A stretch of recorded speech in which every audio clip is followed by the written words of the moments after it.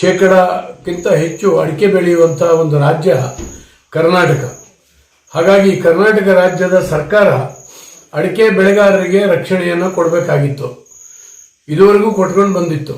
ಆದರೆ ಈಗ ಕಳೆದ ಸುಮಾರು 20 ದಿವಸದಿಂದ ಈ ಕಡೆ ಗುಟ್ಕಾ ಬ್ಯಾನ್ ಮಾಡಿ ಒಂದು ನೋಟಿಫಿಕೇಶನ್ ಹೊರಡಿಸಲಾಗಿದೆ. ಇದರಿಂದಾಗಿ ಅಡಿಕೆ ಬೆಳೆಗಾರರಿಗೆ ದೊಡ್ಡ ಹೊಡೆತ ಬೀಳ್ತದೆ, ಮಾರುಕಟ್ಟೆಯ ಮೇಲೆ ದೊಡ್ಡ ದುಷ್ಪರಿಣಾಮ ಆಗ್ತಾ ಇದೆ. ಇವತ್ತು ಅಡಿಕೆ ಬೆಳೆಯುವ ಸ್ಥಳದಲ್ಲೇ ಇದನ್ನು ಬ್ಯಾನ್ ಮಾಡಿದಾಗ ಇದರ ಹಿಂಸೆಯನ್ನು ರೈತರು ಅನುಭವಿಸಬೇಕಾದಂಥ ಒಂದು ಪರಿಸ್ಥಿತಿ ಇದೆ. ನಾನು ವಿನಂತಿ ಮಾಡ್ಕೊಳ್ತೇನೆ, ನಾಳೆ ಮಾನ್ಯ ಮುಖ್ಯಮಂತ್ರಿಗಳನ್ನ ಡಿ ಕೆ ಶಿವಕುಮಾರ್ ಅವರನ್ನ, ಎಲ್ಲ ಪಕ್ಷದ ಅಡಿಕೆ ಬೆಳೆಗಾರರ ಕ್ಷೇತ್ರದ ಶಾಸಕರು ನಾವು ಭೇಟಿಯಾಗೋರಿದ್ದೇವೆ. ನಾನು ಅನೇಕ ಶಾಸಕರುಗಳಿಗೆ ಫೋನ್ ಮಾಡಿ ವಿನಂತಿ ಮಾಡ್ಕೊಂಡಿದ್ದೀನಿ.